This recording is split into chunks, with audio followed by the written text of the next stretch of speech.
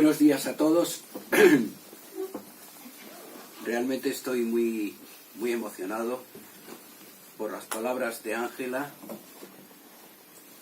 por la acogida de Begoña y de esta librería y por la presencia de todos vosotros. Y además a eso se suma el paseo que dimos ayer por esta ciudad maravillosa que es Vitoria, en la que yo no estaba desde hace mucho tiempo, cuando vine en épocas en que hice yo también información política cubriendo la campaña de Felipe González en el año 86.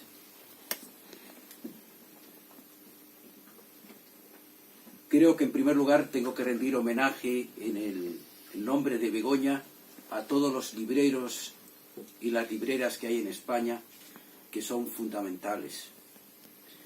Es una figura que jamás debería desaparecer. Y el Internet y todas las compras a plazos y todo eso nunca sustituirán a la figura de la librera, que es la que acompaña. También creo que hay que rendir homenaje a todos los profesores que cada vez más inculcan el amor a la lectura en los alumnos.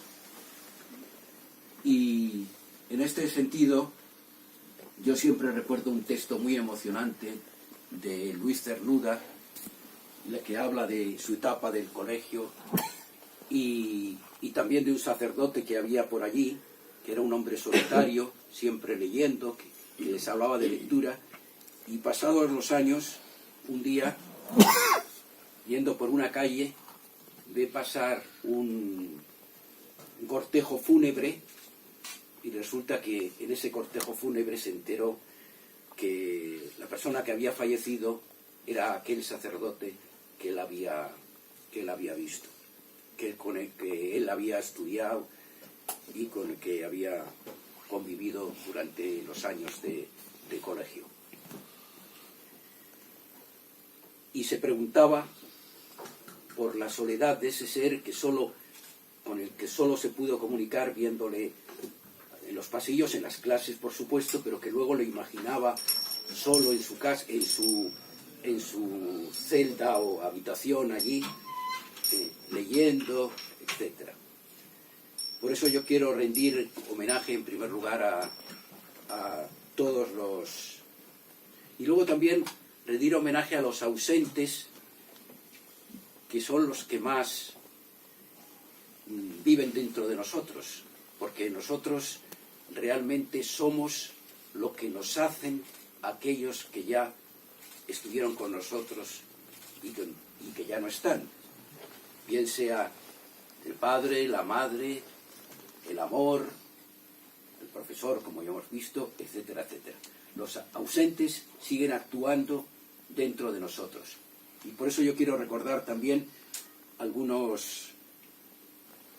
poeta muerto últimamente. Ahora en este momento se cumple el primer aniversario de la muerte de Pablo García Baena, que fue un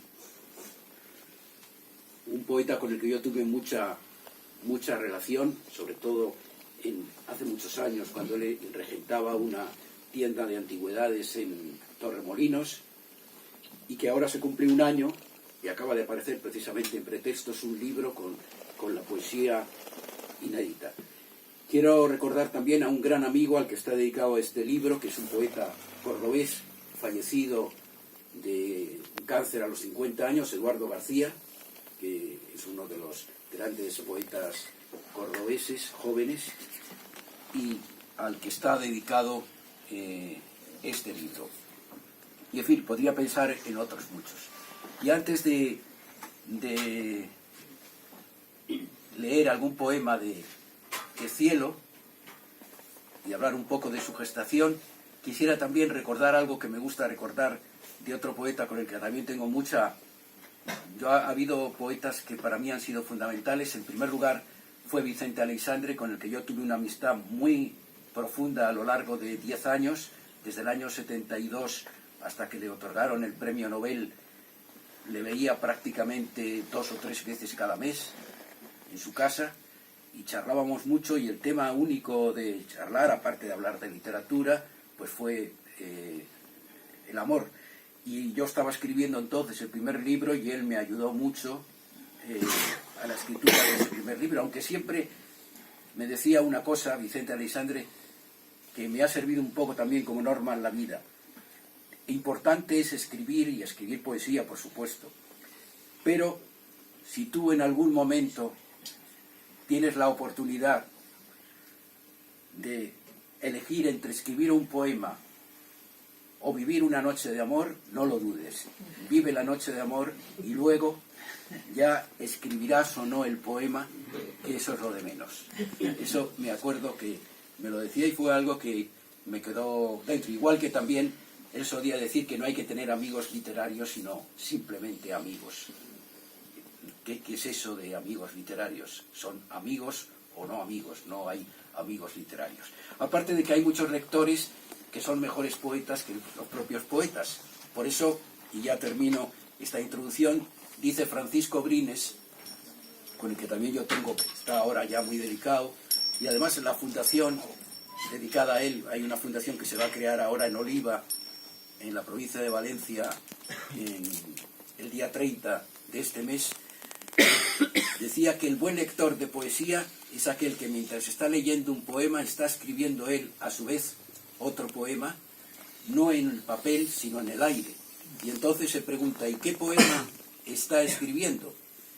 Y responde, está escribiendo el poema de su vida que va incardinando en cada uno de los versos que va leyendo.